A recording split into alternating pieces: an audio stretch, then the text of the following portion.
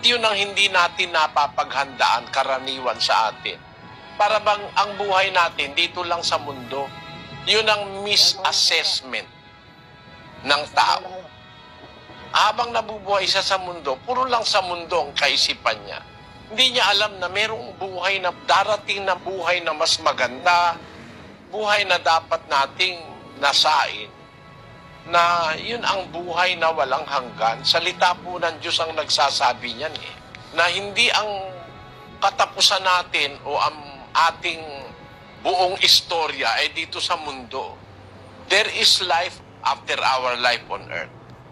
And it depends on our choice and preference in which part of eternity we are going to. Kasi dalawa po ang sinasabi ng Biblia, 5:28 ng Juan. Huwag ninyong ipanggilalas ito sapagkat dumarating ang oras na ang lahat ng nangasalibingan ay makaririnig ng kanyang tinig at magsisilabas.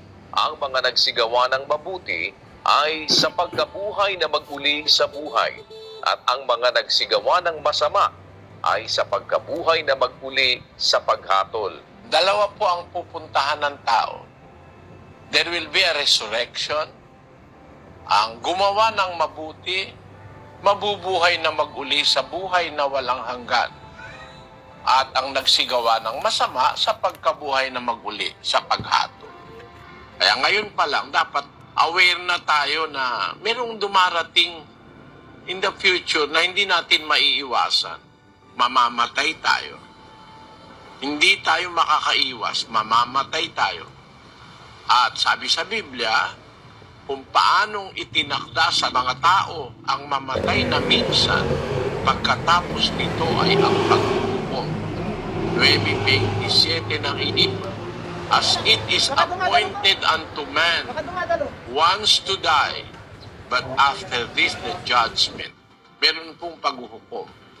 Kaya dapat napaghahandaan yun. Ang ating pananaw, hindi lamang para magkatrabaho, hindi lang para magkapera, magkapamilya, etc.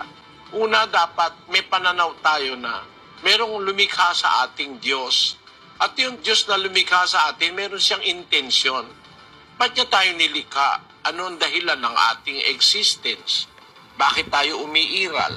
Dapat maintindihan ito ng tao so that we can live our lives according to the will of the one who created us.